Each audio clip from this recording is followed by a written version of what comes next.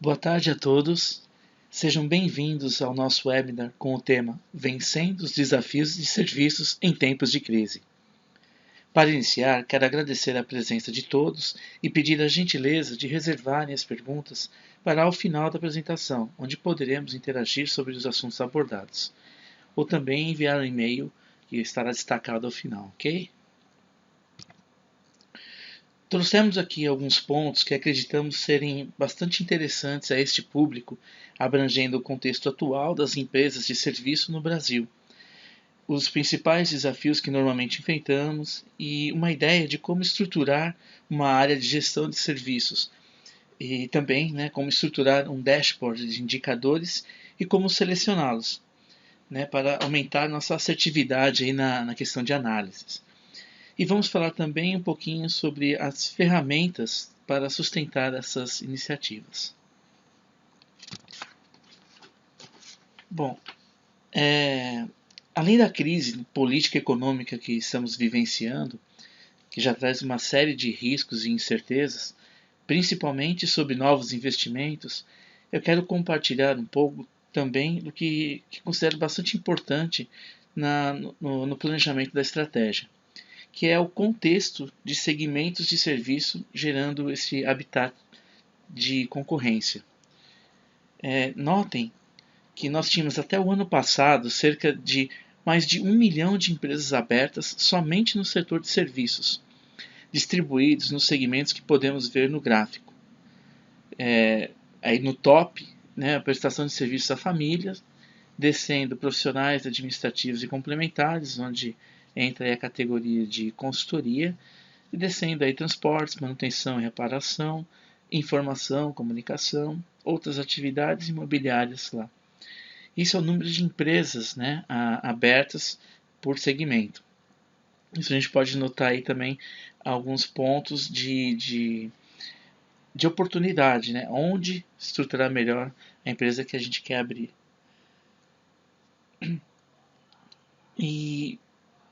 Mas quando a gente fala de distribuição do dinheiro aplicado em serviço, o ranking se altera, como vocês podem perceber. O que a gente pode perceber aqui é um outro efeito do número de oportunidades por segmento, que também deve fazer parte do seu plano estratégico. Notem que a distribuição da receita agora inverte, deixando transportes e correios mais lá em cima, tanto pela demanda quanto pelo preço. O que se mantém aí é a consultoria na média, e depois vai caindo aí conforme vocês podem perceber informação e comunicação, prestação de serviços à família, ou seja, ele tem maior número de empresas abertas, só que a distribuição de receita ela diminui aí, o que pode se tornar um risco também. Descendo outras atividades, imobiliárias, manutenção e reparação, que é o menor custo ou precificação que a gente tem hoje no mercado de serviços. Tudo isso é importante na hora de você desenvolver seu plano estratégico. Continuando, o Sebrae, em conjunto com a LCA, realizou essa pesquisa e essas projeções, onde o setor de serviços não está tão ruim em 2015, mas não chegará aos níveis de pré-crise. Mas um ponto relevante que a gente pode destacar é que os nossos clientes não têm uma previsão muito boa, o que gera um risco real em nossas demandas. Por isso precisaremos cada vez mais ser criativos, trabalhar muito bem os custos que afetam as margens de contribuição e o EBITDA, para que realmente possamos ser competitivos, porque a receita tende a não subir neste momento de crise. Então, para começar a falar dos nossos desafios, eu quero trazer primeiro o tema de alocação dos recursos, que é base principal do custo operacional. Acredito que todos concordam que o cenário em serviços é este. Temos uma determinada oferta baseada em nosso número de recursos vezes tempo de atuação, ou horas de trabalho. Ou seja, se temos 10 recursos trabalhando 8 horas dia, em um mês de 20 dias teremos aproximadamente 1.600 horas de oferta. Já a demanda que vem do mercado, né, ela normalmente oscila durante o mesmo período, o que ela pode gerar perda de oportunidade, né, quando for maior que a minha oferta, ou gerar ociosidade quando menor que a minha oferta. Este é um ponto crucial na gestão de serviços, porque passado um dia perdido, dificilmente nós conseguimos recuperá-lo. Duas formas de minimizar este problema é criar um atendimento recorrente, né, em nossos clientes para diminuir a ociosidade, e também contratar terceiros ou parceiros para a execução das tarefas em picos de demanda. Percebam que a flutuação ela diminui um pouco a oscilação. É aí que a gente pode ganhar um pouco também de manobra, né, estratégica na nossa questão de serviços. E, bom, obviamente, né, nesse cenário aqui, o forecast de venda, né, ele é fundamental para a gente preparar o nosso pessoal e, consequentemente, a nossa oferta, né, orientado, né, nos próximos serviços do próximo período. E aí a gente tem uma assertividade melhor aí acompanhando, né, a demanda do mercado. Não, então, por falar em preparação, um outro ponto, né, fundamental, né, na gestão de recursos de alocação é a capacitação. Então, eu quero compartilhar uma reflexão com vocês comparando o processo de manufatura com o nosso setor de serviços. Se a gente olhar, né, o setor de manufatura, nas indústrias, o processo de valor agregado basicamente ocorre sob a transformação de matéria-prima em bens de consumo, né, passando pelo processo de fabricação. Como é que funciona em serviços? De forma equivalente, o valor agregado no setor de serviços ocorre na transformação de pessoas.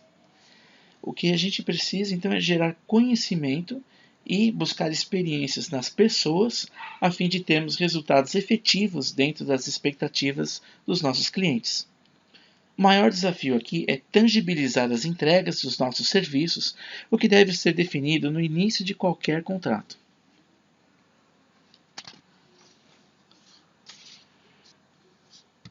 Um outro desafio, né, é o equilíbrio entre o custo e a receita, onde, mais uma vez, no nosso setor, isso se constrói diariamente, gerando receita com o serviço prestado. Existe, né, então, um conceito, né, embasado pelo IFRS, que é a contabilidade internacional, né, são os padrões de contabilidade internacional, que traz um conceito de equilíbrio, de reconhecimento da receita conforme a entrega do nosso serviço. Isso é bom. Esse conceito é muito importante para equilibrar, né, a nossa margem de contribuição ao longo do período. Porque, como eu disse anteriormente, um dia perdido a gente não recupera mais, né, aquele custo. E se eu não conseguir gerar receita equivalente, eu acabo depois perdendo, né, esse ponto de equilíbrio. Então, percebam por favor aqui que eu estou considerando a receita como uma entrega efetiva de serviço e não faturamento. Ok? Justamente para equilibrar o custo operacional aos ganhos financeiros. Nesse sentido, quanto mais longe no período ocorrer o encontro de equilíbrio, ou break-even, da operação, teremos um risco maior de perda de margem ou lucro, já considerando percentuais de custo fixo e variação e variável, né, na operação. Como nesse exemplo que eu coloquei, 70% fixo do meu custo e 30% variável, né, com as despesas de atendimento, remuneração variável, bônus, pagamento a parceiros, terceiros. Mais uma vez, né, para minimizar esse risco, a sugestão é que traga, né, esse ponto de equilíbrio mais antecipado possível dentro do mesmo período, né, gerando um recorrente maior aí, de forma similar lá na alocação. Se eu gerar um recorrente, eu estou gerando uma receita recorrente. Então, é fundamental para que isso ocorra ter visibilidade do nosso período antecipadamente. Como eu falei, já o forecast, né, do nosso comercial, o forecast de venda. Bom, agora falando em consultoria, né, como a gente pode ajudar?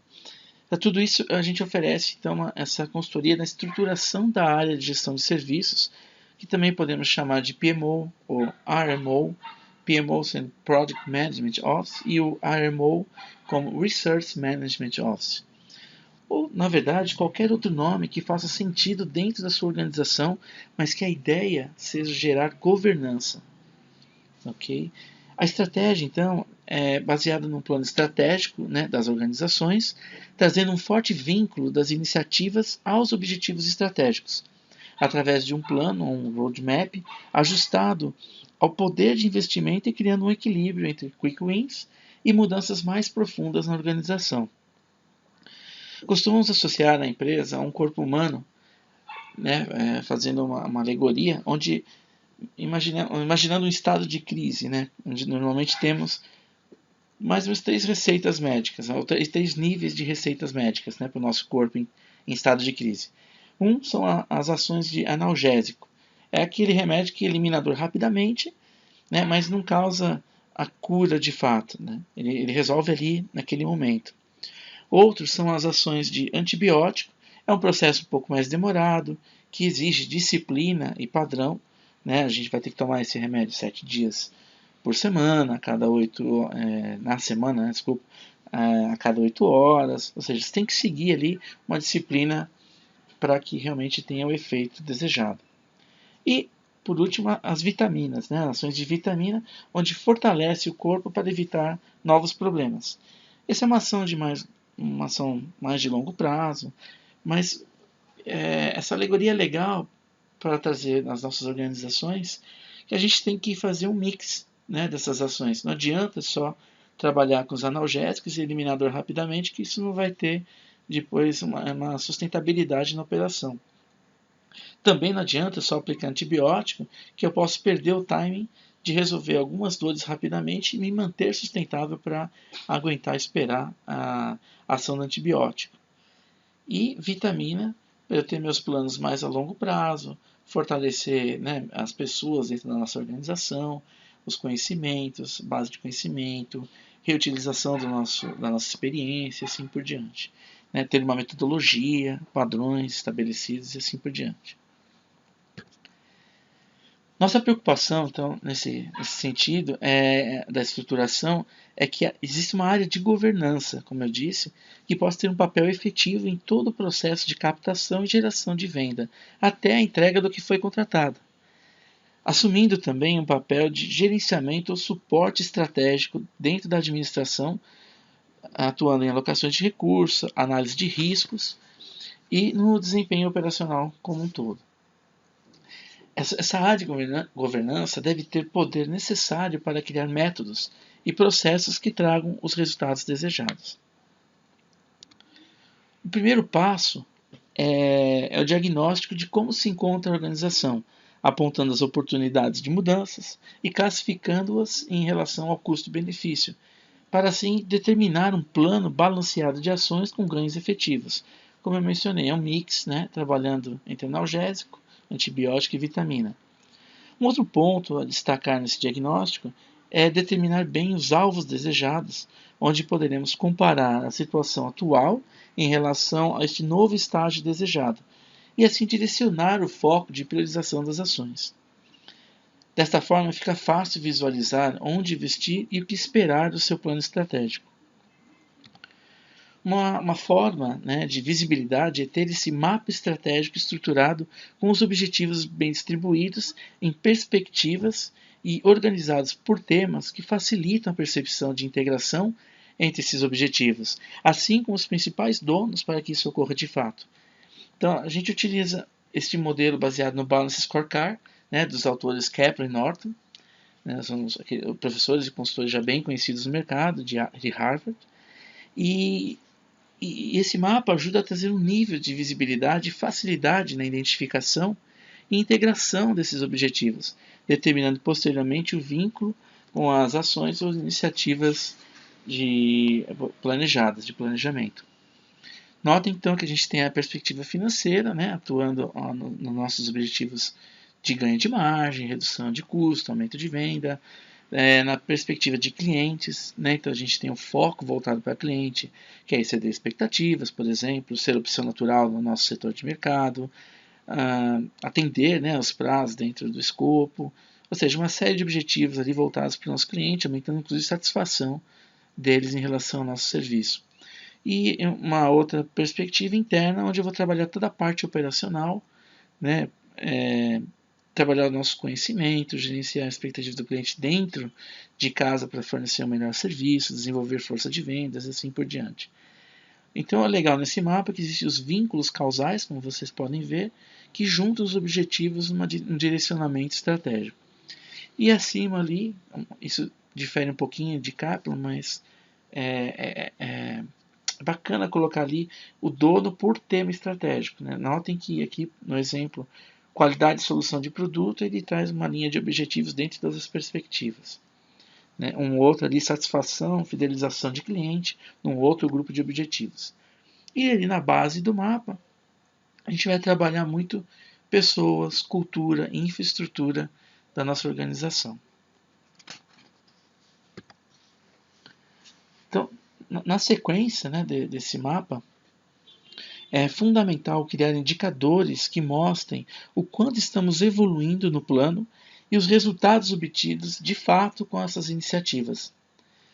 A grande falha na maioria das empresas no atingimento desses objetivos estratégicos, até segundo pesquisas americanas, né, já divulgadas aí no mercado, está na execução e não na elaboração.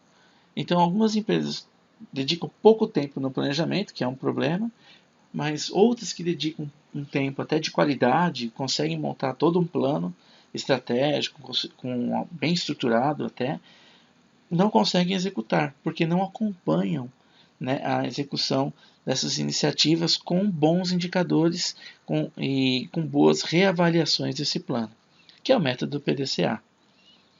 Então é fundamental, né, para isso tudo selecionar bons indicadores que sejam de acordo com os objetivos, perspectivas e os temas planejados.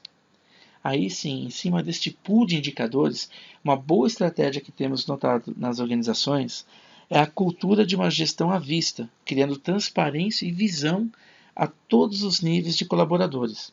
O acompanhamento efetivo e a aplicação da técnica PDCA, como eu já mencionei, ajudam a garantir o sucesso desses objetivos. Um outro ponto fundamental é ter informações confiáveis e disponíveis em tempo para a tomada de decisão. Neste ponto, entram as ferramentas que devem ser bem exploradas e direcionadas para a estratégia. Nos cenários que apresentei hoje, nós temos basicamente três vertentes, que são as informações administrativas, as informações de apontamentos do consumo de horas e do progresso físico, né, que é a realização da entrega, e o acompanhamento efetivo da evolução do conhecimento de pessoas.